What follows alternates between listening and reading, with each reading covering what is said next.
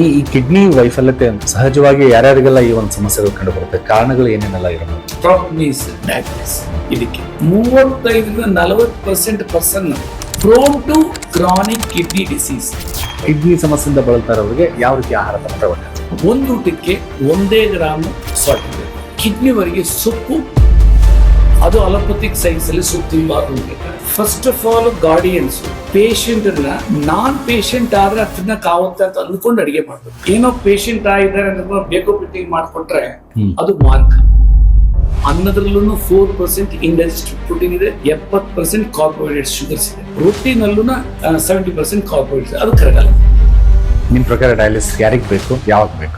ಯಾರಿಗೆ breathing problem ಇಲ್ಲ, urine 100% ಬಂದ್ ಆಗ್ಬಿಟ್ಟಿದೆ, ಹಿಮೋಗ್ಲೋಬಿನ್ ಲೆವೆಲ್ 7 ಒಳಗಿದೆ, ಅವರಿಗೆ ಡಯಾಲಿಸಿಸ್ ಇನ್ಸ್ಟೆಂಟ್ಲಿ ಬೇಕು. ಕರೆಕ್ಟ್ ಆಗಿ ನನ್ನ ಔಷಧಿ ಡೆವಲಪ್ ಮಾಡಿ ತಗೊಂಡ್ರೆ ಜಸ್ಟ್ 10 days ಅಲ್ಲೇ they will see the solution. 10 days the maximum. ತಮಗೆ ಇನ್ಸ್ಪೈರ್ ಮಾಡ್ತು ಯಾರಿಂದ ಆಯ್ತು ಅಂತ ಹೇಳ್ಬೋದು. ನೆಸೆಸಿಟಿ ಮನುಷ್ಯನಿಗೆ ಬಿಯಾಂಡ್ ದ ಸೈನ್ಸ್ ಯೋಚನೆ ಮಾಡೋ ಒಂದು ಶಕ್ತಿ ಕೊಡುತ್ತೆ. ಏನಿದು ಕಿಡ್ನಿ ಫೇಲ್ಯೂರ್? ಕಿಡ್ನಿ ಫೇಲ್ಯೂರ್ ಆಯ್ತು ಅಂದ್ರೆ ಮನೆಗೆ ಸಾಗುತ್ತೆ. ಸಾವು ಬೇರೆ, ಇದು ಜೀವಂತ ಸಾವು.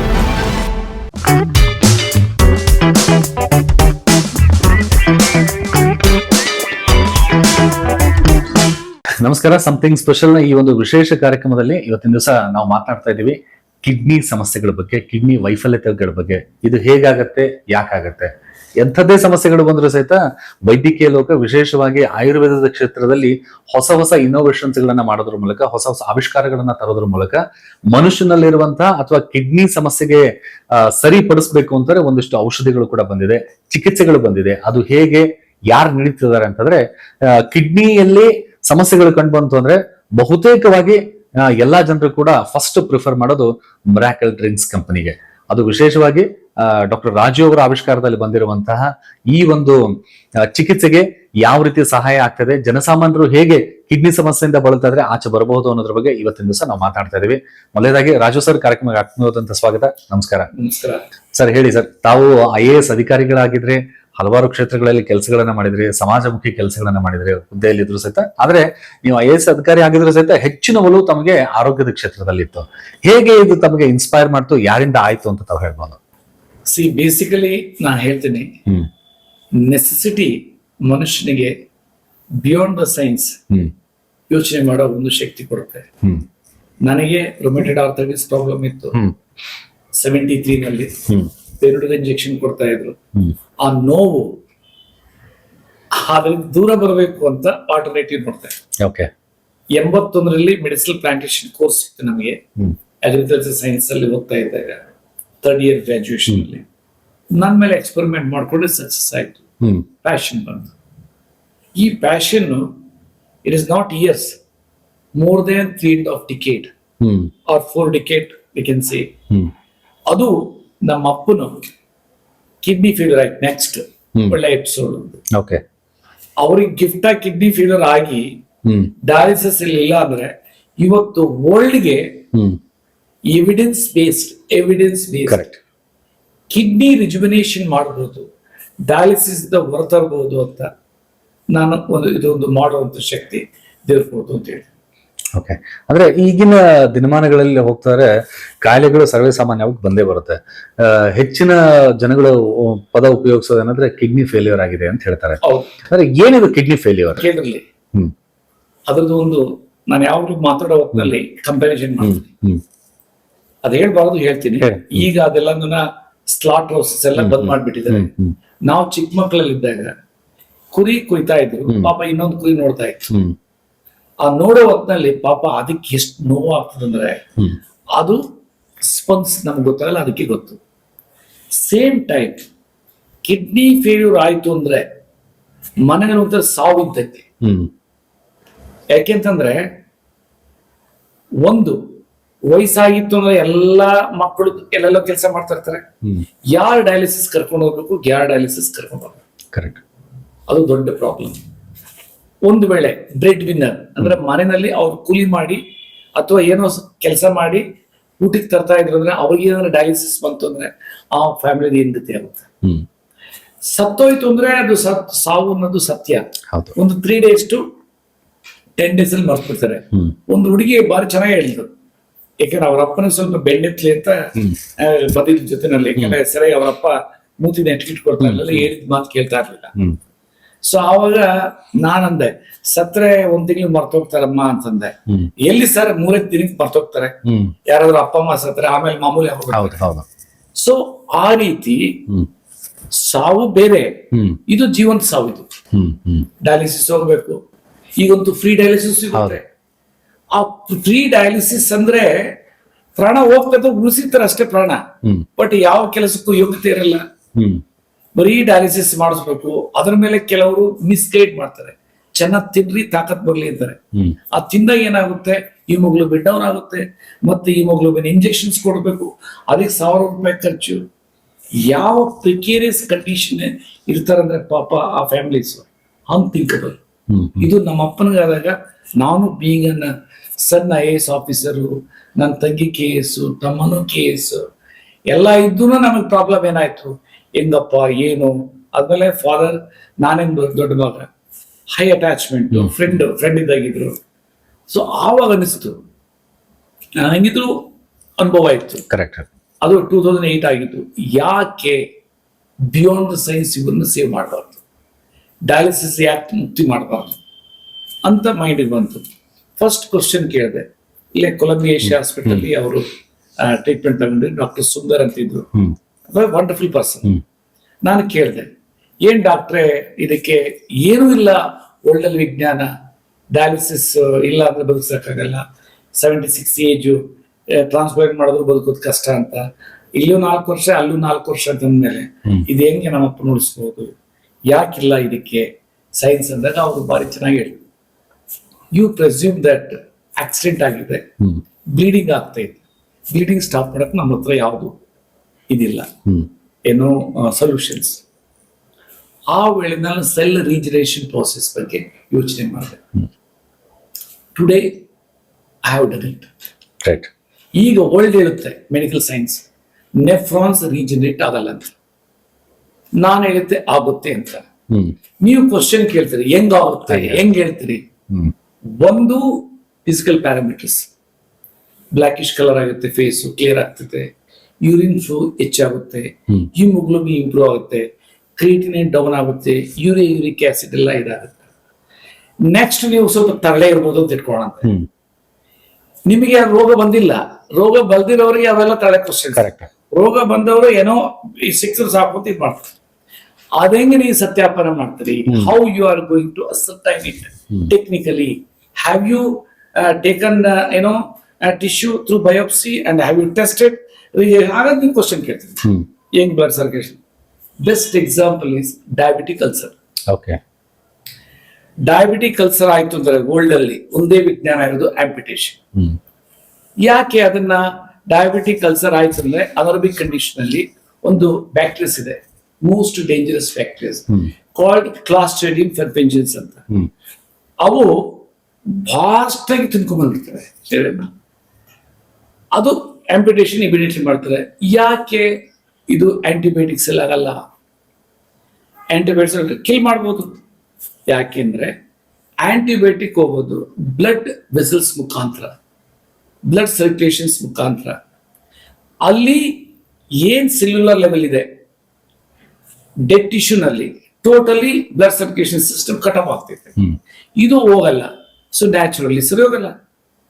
ನಂದ್ರಲ್ಲಿ 15 ದಿನ ತಿಂಗಳಿಗೆ ಹೀಲಿಂಗ್ ಶುರು ಆಗುತ್ತೆ. ಅದೇನು ಮ್ಯಾಜಿಕ್ ಅಂತೂ ಅಲ್ಲ. It goes, the blood circulation system will takes place in the dead tissues. That is the principles which I have brought. Right. ಏನಂತೆ ಕ್ಯಾಶುಯಲಿ ಸೈನ್ಸ್ ಯಾವಾಗಲೂ ಅಷ್ಟು ಜನ ತಲುಪಬೇಕಂದ್ರೆ ಜನರಿಂದನೇ ತಲುಪಬೇಕು. ಯಾವ ಬೇರೆ ವಿಧ ಇಲ್ಲ. ಏನು ಎವಿಡೆನ್ಸಸ್, ವರ್ಡ್ ಆಫ್ ಮೌತ್. ದೊಡ್ಡ ಏನು ಟಾಪ್ ಪೀಪಲ್ ಯಾರು ಹೇಳಿದ್ರೆ ಅವೆಲ್ಲ ಏನೇನೋ ಆಗಲ್ಲ. ಎಂಡ್ ಆಫ್ ದ ಡೇ ಯಾರು ಬೆನಿಫಿಷರಿ ಇರ್ತಾರ ಅವ್ರು ಹೇಳ್ಬೇಕು. ಆ ರೀತಿ ಇಟ್ ವಿಲ್ ರಿಜ್ಯುಮಿನೇಟ್ ದಟ್ ನೆಫ್ರಾನ್ಸ್. ಇಲ್ಲಿ 1 ತಿಂಗಳಿಗೆ ಡಯಾಬಿಟಿಸ್ ಅಲ್ಸರ್ ಹೀಲ್ ಆಗೋಗ್ತೈತಿ. ನೆಕ್ಸ್ಟ್ ಅವರು ಗಾಯನೇ ಇರಲ್ಲ. ಎವಿಡೆನ್ಸಸ್ ನಾನು ಹೇಳೋದು ಇದು ಮಾತಿನ ಅಲ್ಲ. ನಾನು ದೊಡ್ಡ ಬೀಯಿಂಗ್ ಅನ್ IAS ಆಫೀಸರ್ ಆಗಿದ್ದು, ನಾವೆಲ್ಲದನ್ನ ಸರ್ಕಾರ ಬರೋವರೆಗೂ ಸಾಕು. ಸರ್ಕಾರನ ಭದ್ರವಾಗಿ ಇಟ್ಕೊಂಡ್ರೆ ಎಲ್ಲ ಫಂಕ್ಷನ್ಸ್ ಇಟ್ಕೊಂಡು ಸರ್ಕಾರ ಬಂದ್ಮೇಲೆ ದೇ ವಿಲ್ ಟೇಕ್ ಓವರ್. ಅಂದ್ರೆ ಕಾನ್ಸ್ಟಿಟ್ಯೂಷನಲ್ ಪ್ರೊಟೆಕ್ಟರ್ ಅಂತ ಹೇಳ್ಬೋದು. ನಾವು ಏನೇ ಹೇಳಿದ್ರು ಸಹ it should be on evidence based. Okay, ಅಂದ್ರೆ ಈ ಕಿಡ್ನಿ ವೈಫಲ್ಯತೆ ಅಂತ ಹೇಳ್ತೇವೆ ಅಂದ್ರೆ ಸಹಜವಾಗಿ ಯಾರ್ಯಾರಿಗೆಲ್ಲ ಈ ಒಂದು ಸಮಸ್ಯೆಗಳು ಕಂಡು ಬರುತ್ತೆ, ಕಾರಣಗಳು ಏನೇನೆಲ್ಲ ಇರಬಹುದು? It's beautiful questions.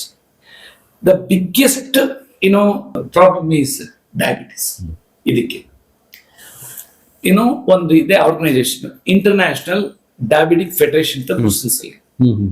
ಅದ್ರ ಪ್ರಕಾರ ಡಯಾಬಿಟಿಸ್ ಬಂತು ಅಂದ್ರೆ 35-40% ಪರ್ಸನ್, ಅಂದ್ರೆ out of 100 30-35% prone to chronic kidney disease. ಅಂದ್ರೆ ಪ್ರೋನ್ ಅಂದ್ರೆ ಕ್ರಾನಿಕ್ ಕಿಡ್ನಿ ಡಿಸೀಸ್ ಕನ್ವರ್ಟ್ ಆಗ್ತಾರೆ. ಅದಕ್ಕೆ ಇಷ್ಟು ಎಲ್ಲೆಲ್ಲೂ ಡಯಾಬಿಟಿಸ್ ಡಯಾಲಿಸಿಸ್ ಪೇಷಂಟ್ಸ್ ಇದು ಅದು ತುಂಬಿ ತುಳುಕ್ತಾ ಇದೆ. ಅದು ಎಷ್ಟು ಪೇನ್ ಆಗ್ತದೆ ಅವರಿಗೆ, ಯು ಕಾಂಟ್ ಇಮ್ಯಾಜಿನ್. ಇವತ್ತು ನನ್ನಲ್ಲಿ ಟ್ರೀಟ್ಮೆಂಟ್ ಬರೋರು ಇಬ್ಬರೇ ಮ್ಯಾಕ್ಸಿಮಮ್. ಒಂದು ಸಿಕೆಡಿ, ನೆಕ್ಸ್ಟ್ ಕ್ಯಾನ್ಸರ್. ಈ ಸೋಷಿಯಲ್ ಮೀಡಿಯಾ ಹೆಂಗ್ ಮಾಡ್ತು ಅಂತಂದ್ರೆ you can't imagine. 10 years back launch ಮಾಡಿದ ನಮ್ಮ ಪ್ರಾಡಕ್ಟ್ ಸರ್ಕಾರ, ಭಾರತ ಸರ್ಕಾರ, ಆದ್ರೂ ಸಹ ಜನಕ್ಕೆ ಸ್ಪಂದಿಸಲಿಲ್ಲ. ಸ್ಪಂದನೆ ಯಾವಾಗ ಆಯ್ತು ಅಂದ್ರೆ through this digital media and evidences. ಇವತ್ತು nobody can claim through evidence based that we are ailing kidney except me ಅಂತ ನಾನು ಹೇಳ್ಬೋದು, ಅಹಂಕಾರದಿಂದ ಹೇಳ್ತಾ ಇಲ್ಲ. To give hopes to the people who have lost hopes. ಎಷ್ಟು ಡಾಕ್ಯುಮೆಂಟೇಶನ್ ಮಾಡಿದ್ದೀನಿ, articles ನ ಇಂಟರ್ನ್ಯಾಷನಲ್ ಫಾರ್ಮಾಸ್ಯೂಟಿಕಲ್ ಜರ್ನಲ್ ಅಲ್ಲಿ ಇದಾಗಿದೆ. ಈಗ ನೋಡ್ರಿ, ಮಿಚಿಗನ್ ಯೂನಿವರ್ಸಿಟಿ ರೀಸೆಂಟ್ಲಿ ಹೇಳಿದ್ದಾರೆ, ಮೈಟೋಕಾಂಡ್ರಿಯಾ ಬೀಟಾ ಸೆಲ್ಸ್ ಅಲ್ಲಿ ಮಲಗಿರುತ್ತೆ, ಅದನ್ನ ನಿರ್ಧರಿಸಬಹುದು ಅಂತ. ಇದು ನಾನು ಲಾಂಗ್ ಬ್ಯಾಕ್ ಹೇಳಿದ್ದೀನಿ, ಪಬ್ಲಿಕೇಶನ್ಸ್ ಆಗಿದೆ ಆರ್ಟಿಕಲ್ಸ್. ಆ ರೀತಿ ಡೆಡ್ ಟಿಶ್ಯೂ ಆರ್ ಡಿಜೆನರೇಟೆಡ್ ಆರ್ಗನ್ ಅಲ್ಲಿ ಯಾವ ಪಾರ್ಟ್ ಇದೆ ಅದು ಸರಿ ಹೋಗುತ್ತೆ. ಈಗ ಒಂದು ಡಯಾಬಿಟಿಸ್, ಎರಡನೇದು BP, ಮೂರನೇದು ಒಂದೊಂದು ಟೈಮ್ ಹೇಳಿದ್ರು ಆಕ್ಸಿಡೆಂಟ್ಸ್ ಅಥವಾ ಇಂಟೇಕ್ ಆಫ್ ಪೇನ್ ಕಿಲ್ಲರ್ಸ್. ಅದು ನಮ್ಮ ಅಪ್ಪನಿಗಾಗಿದ್ದು ಅಕ್ಯೂಟ್ ರಿನಲ್ ಫೇಲ್ಯೂರ್. ಆಮೇಲೆ ವೆರಿ ಲೆಸ್ ಎಕ್ಸ್ಟೆಂಟ್, ಕಡಿಮೆ ಪ್ರಮಾಣ ಆಟೋಇಮ್ಯೂನ್ ಡಿಸಾರ್ಡರ್ಸ್, IgA ನೆಫ್ರೋಪತಿ ಅಂತ. ಆಮೇಲೆ rarest of the rare polycystic kidney disease ಅಂತ, ಅದು ಜೆನೆಟಿಕಲಿ ಬರುತ್ತೆ. ಬಟ್ ಮೇನ್ ಇರೋದು 90%+ holistically chronic kidney disease patients ಇರೋದು BP, ಡಯಾಬಿಟಿಸ್ ಮತ್ತೆ ಕ್ರಾನಿಕ್ ಕಿಡ್ನಿ ಸ್ಟೋನ್. ಈಗ ಕಿಡ್ನಿ ಸ್ಟೋನ್ ಬಂತು, ತೆಗೆದಾಕ್ತಾರೆ. ಈಗಂತೂ ನ್ಯೂ ಟೆಕ್ನಾಲಜಿ ಇದೆ, ಲಿಥೋಟ್ರಿಪ್ಸಿ. ಮತ್ತೆ ಬಂತು, ಮತ್ತೆ ಇನ್ಫೆಕ್ಷನ್ ಆಯ್ತು. ನನ್ನಲ್ಲಿ I am talking about the evidences. ಬಾಡಿನಲ್ಲಿ ಯಾವ ಶಕ್ತಿ ಇದೆ ಅಂದ್ರೆ ಬಹುಶಃ ಥ್ರೂ ಪ್ರಿಬಯೋಟಿಕ್ ಅಪ್ರೋಚ್ ನಾನು ಅದನ್ನ ನಾಕ್ ಮಾಡ್ತಾ ಇದ್ದೀನಿ ಅಂತ ಕಾಣುತ್ತೆ. ಅದರಿಂದನೇ ಒಂದು ಸರಿ ಟ್ರೀಟ್ಮೆಂಟ್ ತಗೊಂಡವರು ಮತ್ತೆ ಎಂದು ನನ್ನ ಹತ್ರ ಬರಲು ನನ್ನ ಕಿಡ್ನಿ ಸ್ಟೋನ್ ಆಗಿದೆ. ಯಾಕಂದ್ರೆ many things we cannot speak as per the magic and remedies act. ನಾನು ಕ್ಯೂರ್ ಮಾಡಿದ್ದೀನಿ, ಇದು ಮಾಡಿದ್ದೀನಿ, we are not suppose to speak. I am not at all speaking in those lines. Food is a medicine. ಬಾಡಿನೇ ನಿಮ್ಗೆ ಗೊತ್ತಾಗುತ್ತೆ, ನೀವ್ ಹೇಳ್ತೀರಿ ಏನು ಅಂತ. ಜನಗಳೇ ಹೇಳ್ತಾರೆ, ಸರ್ ನನಗೆ ಹಿಂಗಾಗಿದೆ ಹಿಂಗಾಗಿದೆ. ಈ ರೀತಿ ಈ BP, ಅದಕ್ಕೆ meditation is very important. Salt and oils very very harmful if you take excess. ಆಮೇಲೆ ಡಯಾಬಿಟಿಸ್ ಮುಕ್ತಿ ಆಗಬೇಕು. ನಾನು ಹೇಳೋದೇನು ಅಂದ್ರೆ ಎಲ್ಲ ಡಯಾಬಿಟಿಕ್ ರಿವರ್ಸಲ್ ಪ್ರೋಗ್ರಾಮ್ಸ್ ಅಂತ ಹೇಳ್ತಾರೆ. I can authoritatively say that pancreas rejuvenation, ಆರ್ಗನೇ ರಿಜುವಿನೇಷನ್ ಆಗುತ್ತೆ. ಆ ಪ್ಯಾಂಕ್ರಿಯಸ್ ಅಂದ್ರೆ ಪ್ಯಾಂಕ್ರಿಯಸ್ ಇಟ್ಕೊಳ್ರಿ, ಇದರಲ್ಲಿ ಎರಡಿದೆ.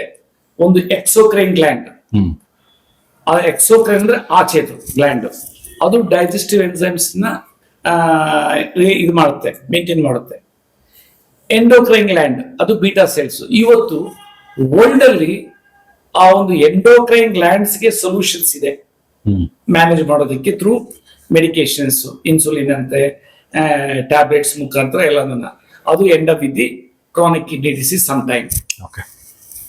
ವೇರ್ ಎಕ್ಸೋಕ್ರೈನ್ ಗ್ಲ್ಯಾಂಡ್ ಏನಾದ್ರು ಡಿಸ್ಫಂಕ್ಷನ್ ಆಯ್ತಾರೆ, ಅದನ್ನ technically we are calling pancreatitis. Once ಬಂತು ಅಂದ್ರೆ person has to die with pain. You can't imagine. ನಂದ್ರಲ್ಲಿ 10 years ಪೈನ್ 3 days ಕ್ಲಿಯರ್ ಆಗ್ತದೆ. ಅಂದ್ರೆ ಈಗ ರೀಸೆಂಟ್ ಆಗಿ ಬಂದಿರುವಂತಹ ಪೇಷಂಟ್ಸ್ ಗಳಲ್ಲಿ ಒಂದು ಬೆಸ್ಟ್ ಎಕ್ಸಾಂಪಲ್ ಅಥವಾ ಟೆಸ್ಟಿಮೋನಿಯಲ್ ತರ ಹೇಳೋದಾದ್ರೆ ಯಾರಿಗೆ ತುಂಬಾ ಕ್ರಾನಿಕ್ ಆಗಿತ್ತು, ಹೇಗೆ ಗುಣ ಆದ್ರ ಅಂತ? ಈಗ ನೋಡ್ರಿ, ಈಗ ಒಂದು ರೀಸೆಂಟ್ ಪೇಷಂಟ್ ಹೇಳ್ತೀನಿ, ಪ್ಯಾಂಕ್ರಿಯಾಟೈಟಿಸ್. ಮೈಸೂರಿನವರು 3000 ಪ್ಲಸ್ ಲೈಪೇಸ್, 1000 ಪ್ಲಸ್ ಐಮಲೈಸ್.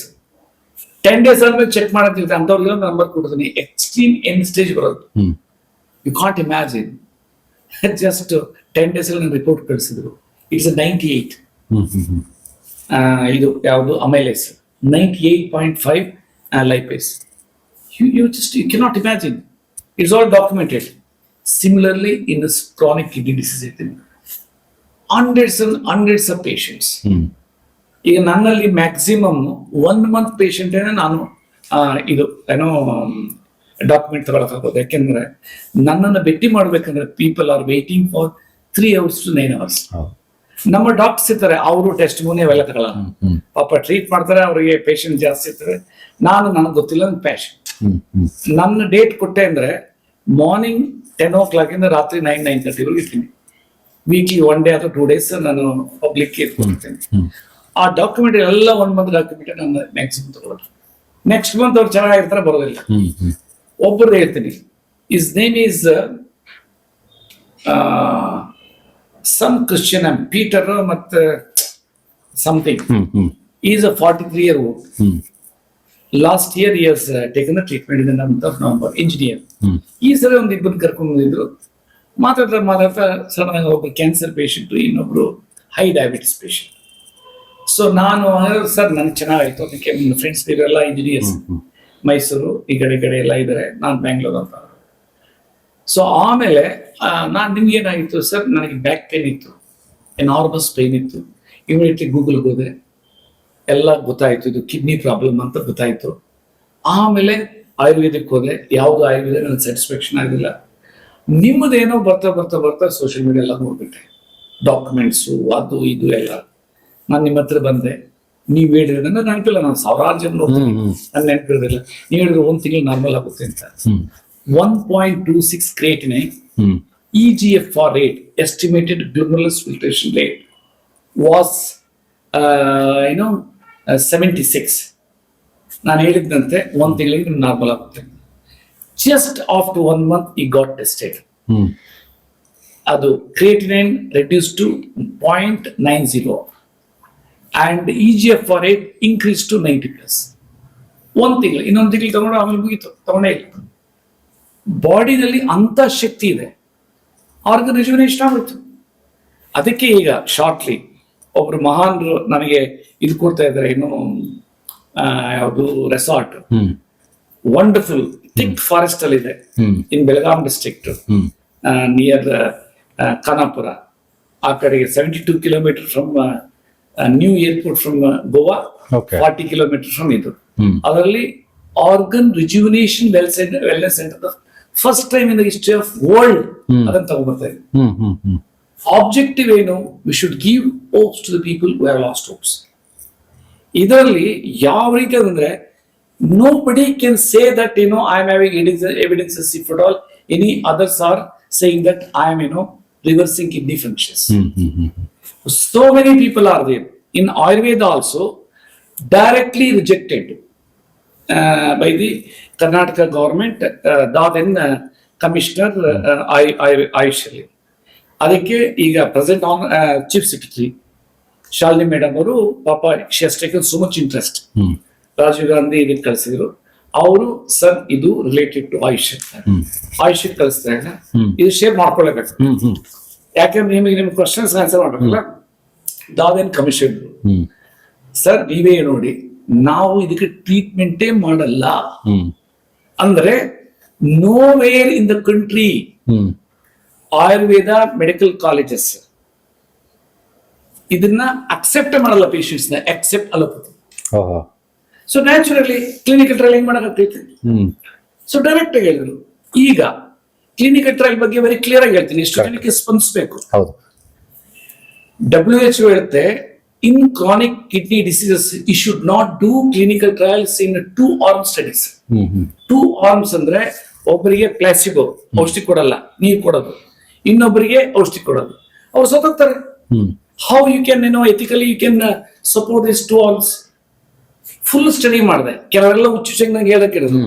ಆಮೇಲೆ WHO ಡಿಕ್ಲೈನ್ ಮಾಡ್ತಾರೆ, single arm study. Single arm ಅಂತಂದ್ರೆ ಈಗ ನೀವು ಪೇಷಂಟ್ ಬರ್ತಾರೆ, ಅವ್ರದ್ದೇ ಅಬ್ಸರ್ವೇಷನ್ ಮಾಡಿ ಹೆಂಗ್ ಬರೆದ್ಬಿಟ್ಟು ಅದನ್ನ ಪಬ್ಲಿಕೇಶನ್ಸ್ ಮಾಡೋದು. That's what we call single arm studies.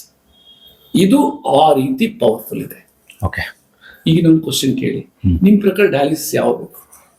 ನಿಮ್ ಪ್ರಕಾರ ಡಯಾಲಿಸಿಸ್ ಯಾರಿಗ್ ಬೇಕು, ಯಾವಾಗ ಬೇಕು? ಫಸ್ಟ್ ಆಫ್ ಆಲ್ ಆಹಾರ ಪದ್ಧತಿ ನಾನೇ ಡಿಫೈನ್ ಮಾಡಿದೆ ನಮ್ಮ ಅಪ್ಪನಿಗೆ. ಅದನ್ನ ಮಾಡಿದ್ರೆ ಯಾರಿಗೆ ಬ್ರೀತಿಂಗ್ ಪ್ರಾಬ್ಲಮ್ ಇಲ್ಲ, ಯೂರಿನ್ 100% ಬಂದಾಗ್ಬಿಟ್ಟಿದೆ, ಹಿಮೋಗ್ಲೋಬಿನ್ ಲೆವೆಲ್ 7 ಒಳಗಿದೆ, ಅವರಿಗೆ ಡಯಾಲಿಸಿಸ್ ಇನ್ಸ್ಟೆಂಟ್ಲಿ ಬೇಕು. ಅದಿಲ್ಲ ಅಂತಂದ್ರೆ ನೆಟ್ಟಿ ಇಟ್ಕೊಂಡು ನಾನು ಹೇಳೋ ಪ್ರಕಾರ ಏನ್ ತಿನ್ಬೇಕು ಏನ್ ತಿನ್ನಬಾರದು ಅಂತ ಫಾಲೋ ಮಾಡಿ ಅವರು ಕರೆಕ್ಟ್ ಆಗಿ ನನ್ನ ಔಷಧಿ ಡೆವಲಪ್ ಮಾಡಿ ತಗೊಂಡ್ರೆ ಜಸ್ಟ್ 10 days ಅಲ್ಲೇ they will see the season. 10 days is the maximum. 10 days ಅಲ್ಲೇ ಕ್ರಿಯೇಟಿನ್ ರೆಡ್ಯೂಸಿಂಗ್ ಟ್ರೆಂಡ್ ಬರುತ್ತೆ, ಯೂರಿನ್ ಫ್ಲೋ ಜಾಸ್ತಿ ಆಗುತ್ತೆ, ಸ್ವೆಲ್ಲಿಂಗ್ ಎಲ್ಲ ಹೊರಟೋಗುತ್ತೆ, ಕಲರ್ ಎಲ್ಲ ಡಿಕಲರೇಷನ್ ಆಗಿರ್ತದೆ, ಎಲ್ಲ ನಾರ್ಮಲ್ ಕಲರ್ ಬರ್ತೈತೆ, ಚೈತನ್ಯ ಬರ್ತೈತೆ, ಬಾಡಿ ಎಲ್ಲ ಕ್ಲಿಯರ್ ಆಗುತ್ತೆ, ಹಸಿವು ಆಗುತ್ತೆ.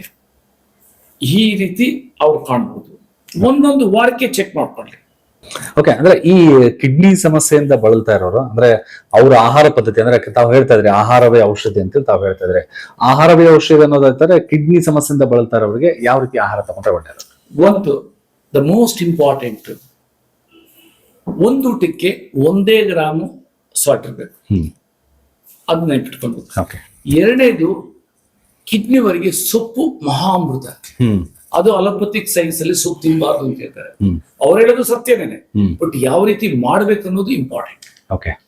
ಫಸ್ಟ್ ಫಾರ್ಮೋಸ್ಟ್ ಇಂಪಾರ್ಟೆಂಟ್ ಅಡಿಗೆ ಯಾವ ರೀತಿ ಮಾಡ್ಬೇಕು ಅಂತ ಹೇಳ್ತೀನಿ, ಆಮೇಲೆ ಏನ್ ತಿನ್ಬೇಕು ಏನ್ ತಿನ್ಬಾರ್ದು ಅಂತ ಹೇಳ್ತೀನಿ.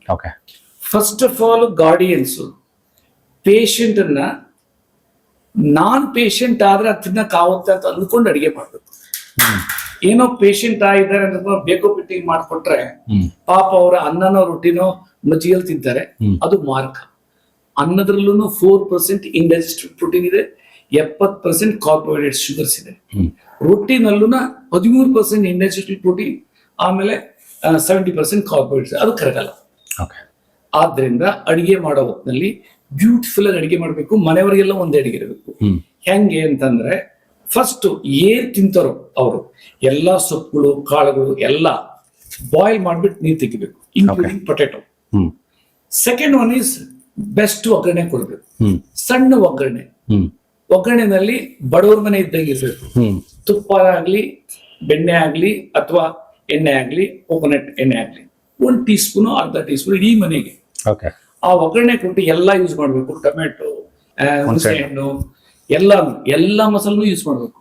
ಮಸಾಲೆ ಎಲ್ಲ ಮೆಣಸಿನ ವ್ಯಾಲ್ಯೂ ಎಲ್ಲ ಪರಿಪಕ್ವವಾಗಿ ಮಾಡಿದಾದ್ಮೇಲೆ ಕೊಬ್ಬರಿ ತುರಿ ಒಂದು ಯೂಸ್ ಮಾಡಬಾರ್ದು.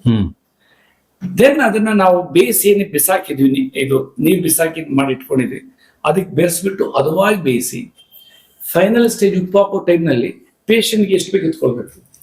ಅದು ಕಾಳು ಪಲ್ಯ ಇರ್ಬೋದು, ಅಥವಾ ಸಾರು ಇರ್ಬೋದು, ಅಥವಾ ಬೇಳೆ ಇರ್ಬೋದು, ತೊವೆ ಇರ್ಬೋದು, ಅಥವಾ ಸೊಪ್ಪಿನ ಪಲ್ಯ ಇರ್ಬೋದು. ಆಮೇಲೆ ಮನೆಯವರು ಉಪ್ಪು ಹಾಕೋಬೇಕು ಅದಕ್ಕೆ. ಇವರಿಗೆ 1 ಗ್ರಾಮ್ ಉಪ್ಪು ಕೊಡ್ಬೇಕು. ಅದು ಮೈಂಡ್ ಸೆಟ್ ಇರಬೇಕು. ದಿಸ್ ಈಸ್ ಇದು. ಎರಡನೇ ಮೈಂಡ್ ಸೆಟ್, ಪ್ರತಿ ಊಟದಲ್ಲೂ ಕೋಸಂಬರಿ ವಿತ್ ಇದು ಯಾವುದು ಸೌತೆಕಾಯಿ, ಅದು ಮಸ್ಟ್. ಅದರಲ್ಲಿ ಇರೋದು ಎಲ್ಲಾನು ಮೆಡಿಸಿನ್ ವ್ಯಾಲ್ಯೂ ಇದೆ. ಅದ್ರಲ್ಲಿ ಪೊಟ್ಯಾಷಿಯಂ ಜಾಸ್ತಿ ಇದೆ, ಅವೆಲ್ಲ ಇದು ಮಾಡಬಾರ್ದು. ಕರೆಕ್ಟ್ ನಾನು ಹೇಳಿದ್ರೆ ಪೊಟ್ಯಾಷಿಯಂ ಜಾಸ್ತಿ ಆಗಲ್ಲ. ಮೂರನೇದು, ಎಣ್ಣೆ, ಬೆಣ್ಣೆ, ತುಪ್ಪ, ಉಪ್ಪು, ವಿಷ ಅಂತಲೇ ಇರಬೇಕು. ಅದು ಸೊ ದೆನ್ ಈಗ ಹೇಳ್ತೀನಿ ಏನ್ ತಿನ್ನಬಾರ್ದು ಅಂತ. Mutton with skin, chicken, beef, pork ಇವೆಲ್ಲ ತಿನ್ನಬಾರ್ದು. No alcohol, no aerated drinks, no juices. ಆಮೇಲೆ 25% ಕೆಳಗಡೆ ಇರಬೇಕು. ಅಕ್ಕಿ ಊಟ ಅಥವಾ ಗೋಧಿ ಊಟ ಅಥವಾ ಜೋಳದ ಊಟ, ಈ 3 ಬಿಟ್ಟು ಬೇರೆ ತಿನ್ನಬಾರ್ದು. ಆಮೇಲೆ ಇದು ಕಾಳುಗಳಲ್ಲಿ ಹುರುಳಿ ಕಾಳು ಮತ್ತೆ ತೊಗರಿ ಬೇಳೆ ತಿನ್ನಬಾರ್ದು, ಆ ಪ್ರೋಟೀನ್ ಕರಗಲ್ಲ ಬೇಗ. ಇದು ಏನ್ ತಿನ್ನಬಾರ್ದು. ಆಮೇಲೆ all milk products, totally milk is like a poison. Milk is like a poison. Kidney patients, liver cirrhosis patient. ಮೊಸರು ಅಮೃತ, ಮಜ್ಜಿಗೆ ಅಮೃತ, ಬಟ್ ಕ್ವಾಂಟಿಟಿ ಮಜ್ಜಿಗೆ ಲಿಮಿಟ್ ಇರಬೇಕು. ಯಾಕಂದ್ರೆ 1 ಲೀಟರ್ ಒಳಗಡೆ ಇರಬೇಕು. ಸೊ ಅದನ್ನ ಯೋಚನೆ ಮಾಡಬೇಕು, ಏನ್ ತಿನ್ಬೇಕು.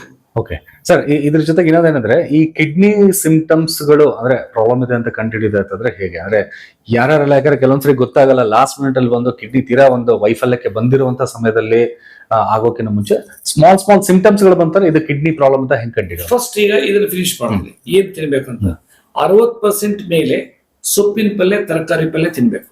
Okay, number 1. 25% ಒಳಗೆ ಅನ್ನ ರೊಟ್ಟಿ ತಿನ್ಬೇಕು, ಅಥವಾ ಗೋಧಿ ಮುದ್ದೆ ಅಥವಾ ಜೋಳದ ಮುದ್ದೆ. ನಾನ್ ವೆಜ್ ಅವರು fish is a very very important. ಯಾವ ರೀತಿ ಮಾಡ್ಬೇಕಂತಿದ್ದೀನಿ, ಆಯಿಲ್ಲೆಸ್ ಅದ್ ಮಾಡ್ಬೇಕು. ಕಾಳುಗಳು 5% ಇಂದ 8% ಕಾಳುಗಳು ಇರ್ಬೇಕು. ವೆಜಿಟೇರಿಯನ್ಸ್ ಅವರು ಸೊಪ್ಪಿನ ಪಲ್ಯ ತರಕಾರಿ ಪಲ್ಯ ಚೆನ್ನಾಗಿ ತಿನ್ಬೇಕು. ನಾನ್ ವೆಜಿಟೇರಿಯನ್ ಫಿಶ್ ಬಿಟ್ಟು ಏನು ತಿನ್ಬಾರ್ದು.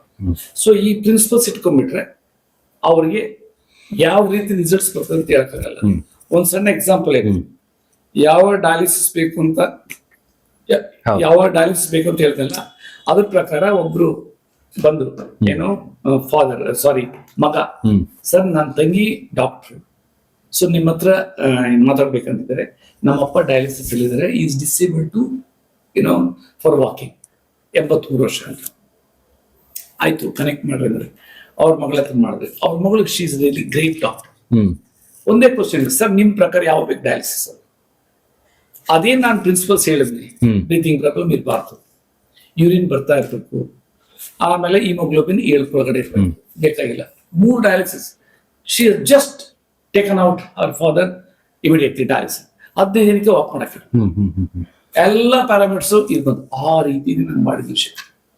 ಓಕೆ, ಸೊ ಈಗ ಇನ್ನೊಂದು ಕ್ವಶನ್ ಏನು ಕೇಳಿರಲಿಲ್ಲ, ಅಂದ್ರೆ ಕಿಡ್ನಿ ಸಿಂಪ್ಟಮ್ಸ್ ಗಳು ಹೆಂಗಿದೆ ಅಂತ ನಾವು ಕಂಡುಹಿಡಿಯೋದಾಯ್ತಂದ್ರೆ ಈಗ ನಾನು ಹೇಳ್ತೀನಿ. ಕಿಡ್ನಿ ಸಿಂಪ್ಟಮ್ಸ್ ಏನ್ ಬರ್ತದೆ ಅಂದ್ರೆ, ಬ್ಯಾಕ್ ಪೇನ್ ಬರುತ್ತೆ ಕೆಲವರಿಗೆ, ಎಸ್ಪೆಷಲಿ BP ಇಂದ ಆದವರಿಗೆ, ಕ್ರಾನಿಕ್ ಕಿಡ್ನಿ ಸ್ಟೋನ್ ಇಂದ ಆದವರಿಗೆ, ಆಮೇಲೆ ಬ್ರೀತಿಂಗ್ ಪ್ರಾಬ್ಲಮ್ ಬರ್ತದೆ, ಆಮೇಲೆ ಊಟ ಹೋಗಲ್ಲ, ವಾಮಿಟಿಂಗ್ ಬರ್ತಾ ಇರ್ತೈತೆ. ಆ ಸಿಂಪ್ಟಮ್ಸ್ ಬಂದ್ರೆ ಕ್ರಿಯೇಟಿನಿನ್ ಜಾಸ್ತಿ ಆಗಿದೆ ಅಂತ. ಆಮೇಲೆ ಯೂರಿನ್ ಸ್ಲೋ ಬರ್ತೈತೆ, ಒಂದೊಂದು ಟೈಮ್ ತುಂಬಾ ಕಡಿಮೆ ಬರ್ತೈತೆ. ಆಮೇಲೆ ಸ್ವೆಲ್ಲಿಂಗ್ ಶುರುವಾಗುತ್ತೆ, ಮುಖ ಸ್ವೆಲ್ಲಿಂಗ್ ಆಗುತ್ತೆ, ಇದನ್ನ ಎಡಿಮಾ ಅಂತೀವಿ, ಈ ರೀತಿ ಆಗ್ತದೆ. ಆವಾಗ ನಾವು ಯಾವಾಗಲೂ ಅಷ್ಟೇ ಟೆಸ್ಟ್ ಮಾಡಿಸ್ಕೊಳ್ಳೋದ್ರಲ್ಲಿ ಕಿಡ್ನಿ ಇದು ಟೆಸ್ಟ್, ರೀನಲ್ ಪ್ರೊಫೈಲ್ ಟೆಸ್ಟ್ ಜೊತೆನಲ್ಲಿ EGFR estimated glomerular filtration test ಮಾಡಿಸ್ಕೊಳ್ಳೋದು, ನಂಬರ್ 1. ಆಮೇಲೆ ಮ್ಯಾಕ್ಸಿಮಮ್ CKD ಪೇಷಂಟ್ಸ್ ಡಯಾಬಿಟಿಸ್ ಅವರು HbA1c ಮಾಡಿಸ್ಕೊಬೇಕು 3 months, in addition to all this ಇದು CBC ಎಲ್ಲ. ಆವಾಗ ಏನಾದ್ರು 7.5 ಒಳಗಡೆ ಇತ್ತು ಅಂದ್ರೆ HbA1c, ಎಸ್ಪೆಷಲಿ ಕಿಡ್ನಿ ಫೇಲ್ಯೂರ್ ಆದ ತಕ್ಷಣ ಗ್ಲೂಕೋಸ್ ಲೆವೆಲ್ ನಾರ್ಮಲ್ ಆಗ್ಬಿಡ್ತದೆ, ಡಯಾಬಿಟಿಸ್. ಅವಾಗ ಅಂತ ಸರ್ ನಮ್ದು ಕಂಟ್ರೋಲ್ ಆಗಿದೆ, ಕಂಟ್ರೋಲ್ ಅಲ್ಲ, ಅಲ್ಲಿ ಕಿಡ್ನಿ ಫೇಲ್ಯೂರ್ ಆಗಿದೆ. ಕಿಡ್ನಿ ಫೇಲ್ಯೂರ್, ಲಿವರ್ ಫೇಲ್ಯೂರ್ ಆದ್ರೆ ಡಯಾಬಿಟಿಸ್ ನಾರ್ಮಲ್ ಆಗ್ಬಿಡ್ತದೆ.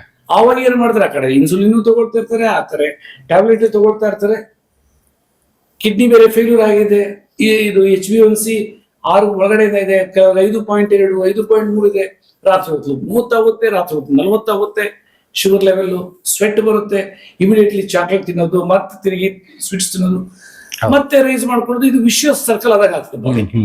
ಸೊ ಆದ್ರಿಂದ ನನ್ನ ಪ್ರಕಾರ, ಐ ಡೋಂಟ್ ನೋ, ಅವ್ರು ಚೆನ್ನಾಗ್ಬೇಕಂದ್ರೆ 7.5 ಒಳಗಡೆ ಇತ್ತು ಅಂದ್ರೆ HbA1c, ನನ್ನಲ್ಲಿ ಟ್ರೀಟ್ಮೆಂಟ್ ತಗೊಂಡ್ರೆ ನಾನು ಡೈರೆಕ್ಟ್ ಆಗಿ ಹೇಳ್ತೀನಿ, do not take any current these medications. ಇಲ್ಲೊಂದು ಲೋ ಶುಗರ್ ಆಗೋಗ್ಬಿಡ್ತದೆ, ಬಾಡಿನಲ್ಲಿ ಆಸಕ್ತಿ ಇದೆ ರಿಜುವಿನೇಷನ್ಗೆ. ಆಮೇಲೆ ಡಾಕ್ಟರ್ BM ವೆಂಕಟೇಶ್ ಅವ್ರು ವೆರಿ ಕ್ಲಿಯರ್ ಆಗಿ ಹೇಳ್ತಾರೆ ಸ್ಟ್ಯಾಟಿನ್ಸ್ ಹೆಂಗೆ ಅಂತ. ನಾನಂತೂ ಅವಾಯ್ಡ್ ಮಾಡ್ರಿ ಅಂತ ಫಸ್ಟ್ ಬುಕ್ಕಲ್ಲೇ ಬರೆದ್ಬಿಟ್ಟಿದ್ದೀನಿ. ಅದು that is their choices.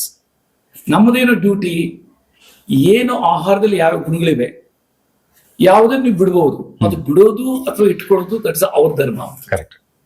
Okay, fine. ಅಂದ್ರೆ ಒಟ್ಟಾರೆಯಾಗಿ ಕಿಡ್ನಿ ಸಮಸ್ಯೆ ಅಥವಾ ಕಿಡ್ನಿ ವೈಫಲ್ಯತೆಗಳು ಕಂಡು ಬಂತು ಅಂದ್ರೆ ಯಾವೆಲ್ಲ ರೀತಿ ನಾವು ಸರಿ ಹೋಗ್ಬೇಕು ಅನ್ನೋದ್ರ ಬಗ್ಗೆ ಸಾಕಷ್ಟು ಮಾಹಿತಿಯನ್ನ ತಿಳಿಸ್ಕೊಡ್ತಾರೆ. ಅವ್ರದ್ದು ಬಾಡಿ ಲೈಕ್ ಕ್ಲೀನ್ ಶರ್ಟ್, ಸ್ವಲ್ಪ ಡರ್ಟ್ ಆಗಿದೆ, ಸ್ಟ್ರೆಸ್ ಇದೆ, ಅದನ್ನ ಸ್ವಚ್ಛ ಮಾಡಬೇಕು, ಮತ್ತೆ ಐರನ್ ಮಾಡ್ಕೊಳ್ಬೇಕು. ಅವ್ರಿಗೆ ಅವ್ರ ಬಾಡಿ ಮೇಲೆ ಕಾನ್ಫಿಡೆನ್ಸ್ ಇರಬೇಕು, ಅವರು ಬಾಯಿ ರುಚಿ ಮೇಲೆ ಕಂಟ್ರೋಲ್. ಒಳ್ಳೆ ಮಾಹಿತಿಗಳನ್ನು ತಿಳಿಸ್ಕೊಟ್ರೆ. ಒಟ್ಟಾರೆಯಾಗಿ ಕಿಡ್ನಿ ವೈಫಲ್ಯತೆಯಿಂದ ಬಳಲ್ತಾ ಇರೋರು ತುಂಬಾನೇ ಚಿಂತೆ ಮಾಡಕ್ಕೆ ಬೆಸ್ಟ್ ರೀಸೆಂಟ್ ಟೆಸ್ಟ್ ಮನೇಲಿ ಕೊಡ್ತೀನಿ, ಅದನ್ನು ನೋಡ್ಲಿ ಎಷ್ಟು ಚೆನ್ನಾಗಿದೆ ಅಂತ ಅವ್ರಿಗೆ ಗೊತ್ತಾಗ ಜನಕ್ಕೆ. ಎಸ್ ಸರ್, ಆ ಟೆಸ್ಟಿಮೋನಿಯಲ್ಸ್ ಸಹಿತ ನಾವು ಪ್ಲೇ ಮಾಡಿ ತೋರಿಸ್ತೀವಿ. ಡಾಕ್ಟರ್ ರಾಜು ಸರ್ ಅವ್ರ ಕಡೆಯಿಂದ ಹೋಗಿ ಕನ್ಸಲ್ಟೇಷನ್ ತೆಗೆದುಕೊಂಡು ಗುಣಮುಖರಾದಂತವ್ರು ಸಾವಿರಾರು ಸಂಖ್ಯೆಯಲ್ಲಿದ್ದಾರೆ. ಹಾಗಾಗಿ ಮುಂಬರುವಂತಹ ಸಂಚಿಕೆಗಳಲ್ಲಿ ಅದನ್ನು ಕೂಡ ನಾವು ಜನರಿಗೆ ತೋರಿಸುವಂತಹ ಒಂದು ಪ್ರಯತ್ನ ಕೂಡ ಮಾಡ್ತೀವಿ. ಹಾಗೆ ಕಿಡ್ನಿ ವೈಫಲ್ಯತೆಯಿಂದ ಹೇಗೆ ನಾವು ಆಚೆ ಬರ್ಬೋದು, ಬರದೇ ಇರುವಂತೆ ಹೇಗೆ ನಮ್ಮ ಆರೋಗ್ಯವನ್ನು ಕಾಪಾಡ್ಕೊಳ್ಬೇಕು ಅನ್ನೋದ್ರ ಬಗ್ಗೆ ಸಾಕಷ್ಟು ಮಾಹಿತಿಯನ್ನ ತಿಳಿಸ್ಕೊಟ್ರಿ. ಇವತ್ತಿನ ನಮ್ಮ ಕಾರ್ಯಕ್ರಮದಲ್ಲಿ ಬಂದು ನಮ್ಮ ಜೊತೆ ಒಂದಿಷ್ಟು ಆರೋಗ್ಯದ ಗುಟ್ಟನ್ನ ಇಡೀ ಜನಸಾಮಾನ್ಯರಿಗೆ ತಿಳಿಸ್ಕೊಡೋದಕ್ಕೆ ನಿಮಗೆ ಆತ್ಮೀಯವಾದಂತಹ ಧನ್ಯವಾದಗಳು. ನಮಸ್ಕಾರ ಸರ್. ನಮಸ್ಕಾರ.